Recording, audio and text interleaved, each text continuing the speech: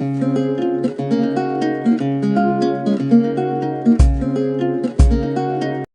बच्चों, कल हम लोगों ने इस सूरदास द्वारा लिखित पद्य को हमने 5 पद तक देखा, 5 पद तक पढ़ा गया। अब 6वें पद की ओर हम लोग बढ़ रहे हैं। सखी रे मुरली लीजे चोरी, सखी रे मुरली लीजे चोरी, जिन गोपाल किन्हे अपने वश, प्रीति सबन की तोरी। अछिन एक घर भीतर, निश्वासर धरत न कबहू छोरी, कबहू कर कबहू अधरन, कटिक कबहू खोशत जोरी। ना जानो कछु मौल मोहिनी, राखें अंग अंग भोरी। सूरदास प्रभु को मन सजनी, बांधो राग की डोर। अब हमारे सूरदास जी महाराज कहते हैं कि भगवान कृष्ण,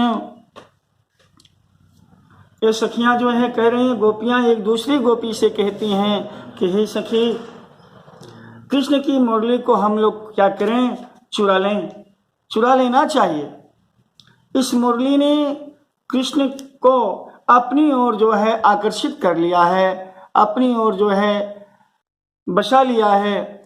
और जिन गोपाल किन्हें अपने वश, बस प्रीतिन सबन की तोर, वह सारी गोपिकाएं जो है बार बार उस मुरली को उलाहना देती हुई भगवान कृष्ण की ओर संकेत करती हुई कहती हैं कि यह मुरली जो है भगवान कृष्ण को अपनी ओर जो है खींची हुई हैं। और छिन एक घर भीतर, छिन एक घर भीतर, निश्वासर धरत न कबहू छोरी। कृष्ण ने भी मुरली के वशीभूत होकर के हम सभी गोपियों को भुला दिए, और वे घर के भीतर हों या बाहर, वह घर के भीतर हों या बाहर, धरत न कबहू छोड़, वह कभी जो है उस मुरली को कभी दूसरी जगह नहीं रखते। कबहू कर, कबहू हाथ में लेते हैं, कबहू अधरन अपने ओठों पर रखते हैं, कट कबहू खोसत जोर, कहीं जो है अपने बगल में उसको खोस लेते हैं। ना जाने, ना जाने कछ मेल मोहिनी, ना जाने कुछ मोहिनी, यह हमारी समझ में नहीं आता कि मुरली ने कौन सा मोहिनी मंत्र जो है कृष्ण के ऊपर चला दिया है, जिससे कृष्ण जो है पूर्ण रूप से उस मुरली के बस में हो चुके हैं। हमारे सूरदास जी महाराज कहते हैं, सूरदास प्रभु को मन सजनी, बांधो राग की डोर। सूरदास कब कहते हैं कि गोपियां कह रही हैं कि हे सजनी, इस बंसी ने कृष्ण का मन प्रेम रूपी डोर से बंधा हुआ है।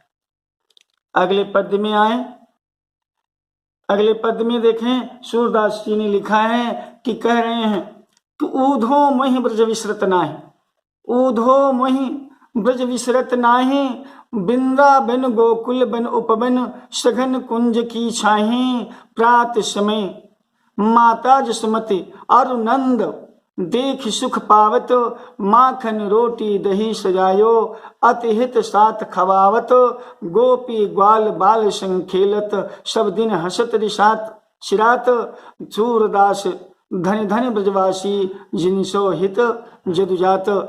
तो देखें, ऊधो महि ब्रज विसरत नाहि, यह सूरदास कवि कहते हैं।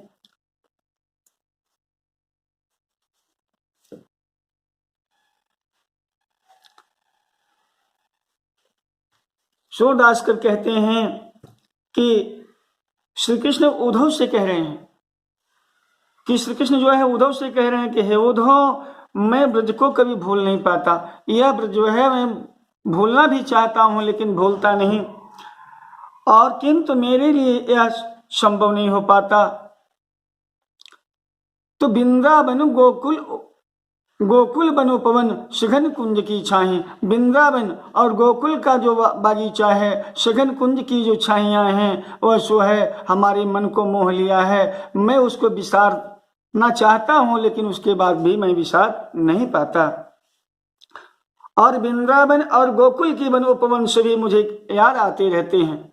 और इतना ही नहीं, माखन रोटी दही सजायो, इतना ही नहीं उद्धव, मेरी माता यशोदा ने माखन रोटी दही सजायो। प्रातः काल माता यशोदा और नंद बाबा मुझे देख करके हर्षित होते हैं और अत्यंत सुख का अनुभव भी करते हैं। और इतना ही नहीं, माता यशोदा जो है मुझे माखन और रोटी दही जो है बड़े प्रेम से जो है खिलाती हैं। माखन रोटी बड़े प्रेम से जो है खिलाती हैं।